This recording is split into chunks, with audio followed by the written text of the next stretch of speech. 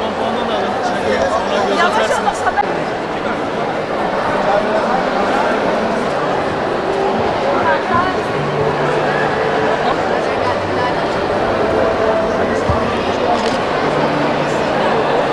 Fen Lisesi'nden geliyorum. Siirt Türk Telekom Fen Lisesi'nde okuyorum. 10. sınıfım. Buraya 1. Üniversite Tanıtım Fuarı'na katılmak için geldik.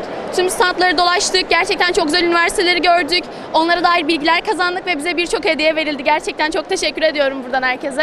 Hedefim tıp fakültesinde okumak. Şu an tam bir üniversite kararım yok. Cerrahpaşa, Hacettepe gibi üniversiteleri istiyorum. Dikkat ettiğim şey aslında sıralama ve puan olacak genellikle. Çünkü tıp fakültesinde yüksek bir kademede okumak istiyorum. Bunlara dikkat edeceğim. Bence her zaman hedeflerin, hayallerinin peşinden koşsunlar. Bunu gerçekten çok isterim. Ben de öyle yapacağım inşallah.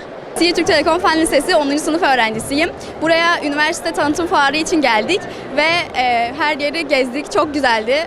Bir sürü hediye aldık ve çok mutluyuz buraya geldiğimiz için. Hedefim bilgisayar mühendisliği okumak.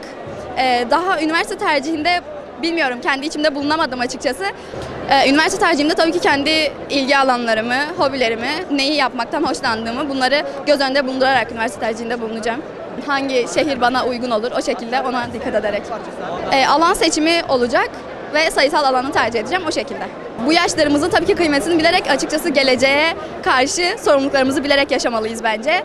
Siirt Türk Telekom Fen Lisesi'nden geliyorum. 10. sınıfım. Bugün üniversite fuarı için geldik buraya. Çok güzeldi, standları gezdik. Geleceğimiz hakkında fikirlerimiz oluştu. Güzel hediyeler aldık. Gayet güzeldi, beğendik. Üniversiteyi tanıtan kişiler gayet güzel tanıttı, broşür verdiler, onları okuduk. Onun dışında işte hangi şehirde olduğunu zaten falan söylediler. Gayet bilgi sahibi olduğumuzu düşünüyorum, gayet güzel anlattıklarını düşünüyorum. Nasip olursa bilgisayar mühendisliği istiyorum ya da tıp da olabilir, yani bilmiyorum ama daha çok mühendislikten tarafım. Bence her genç kesinlikle kendi ayakları üstünde durabilmek için kariyerini inşa etmeli. O yüzden de geleceğimiz için çok çalışmalıyız. Buradan gençlere hani verebileceğim tek mesaj bence çok çalışalım. Kendim için de söylüyorum bunu. Siirt İsmail Fertullah Anadolu İmam Hatip Lisesi'nde okuyorum. Yani buraya gelme amacımız da deseniz üniversiteleri tanıma amaçlı geldik. Yani güzel, beğendik ortam falan, yani tüm okullar yani gelmiş buraya. Hedefim olarak hemşirelik istiyorum. Yani burada çok bilgi aldım hemşirelik adına, üniversiteler adına.